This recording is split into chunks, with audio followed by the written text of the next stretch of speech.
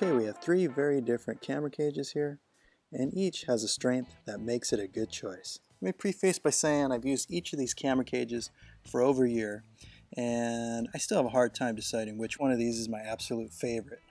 While trying to pick my favorite, I made a comparison list of things that were important to me. So if you decide to do a list like this, your values will be different than mine. Here in Hawaii, we do a grip of outdoor weddings, so being able to see the viewfinder is hands down the most important feature on my list.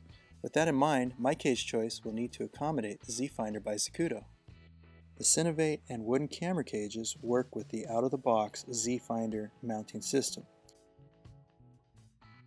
If you try to use the Z-Finder system out of the box with the Hollywood cage, your battery and memory card doors will no longer line up with the cage itself. Instead, for the Hollywood cage, you have to pick up an adhesive mount to attach your Z-Finder to. The adhesive bracket sticks to the camera. Perhaps you know this, Hawaii is warm and humid, which means after a while, the bracket melts off the camera and the finder falls in the sand.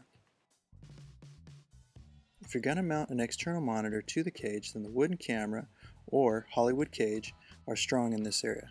Plus they offer protection for your HDMI connection. If you're going to use a Rode shotgun mic, you're going to need to mount a cold shoe to both the wooden camera and the Hollywood cage. The Cinevate has enough room inside the cage for a Rode shotgun mic to be mounted directly to the camera. This also offers a bit of protection to the shotgun mic. Using the stock wooden camera configuration, you'll find that it offers an awesome hands-on type feel, as your hands will be directly handling the camera. The Hollywood cage feels pretty sturdy, and I get the impression I could stand on it. Of course, I would never try that.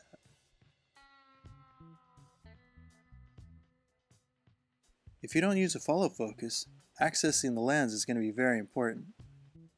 With the Cinevate, the camera will need to be centered directly inside the cage so that you can access the lens. What this means is you're going to have to use the quick release to pull the camera out to change the batteries and the cards.